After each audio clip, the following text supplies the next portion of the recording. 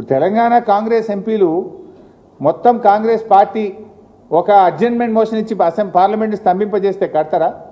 లేదు 8 మంది బీజేపీ ఎంపీలు మా తెలంగాణకు అన్యాయం జరుగుతుంది మేము రాజీనామా చేస్తామంటే దెబ్బకు దిగిరాదా ఢిల్లీ? ఇవాళ ఎందుకు చంద్రబాబు నాయుడు చేతుల్లో ఢిల్లీ ఉంది? ఎంపీలను చూసుకొనే కదా.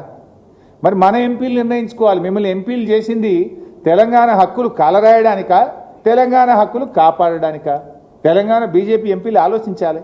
ఇలా ప్రజలు ఆలోచిస్తున్నారు.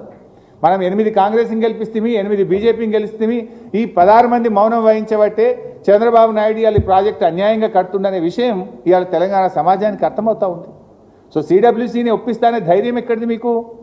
ఎంపీలు నీ చేతులున్నారు కనుక, ఢిల్లీ నీ చేతులు ఉంది కనుక, కేంద్ర ప్రభుత్వం నీ చెప్పు చేతుల్లో ఉంది కనుక నేను ఒప్పిస్తా అనుకుంటున్నావు. కానీ మాకు కూడా రాజ్యాంగం ఉన్నది. ఈ దేశానికి ఒక రాజ్యాంగం ఉన్నది. ఈ దేశంలో ఒక సుప్రీంకోర్టు ఉన్నది.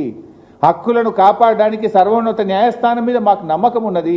అవసరమైతే సర్వోన్నత న్యాయస్థానానికి వెళ్తాం. మా రాష్ట్ర హక్కులను మేము కాపాడతాం.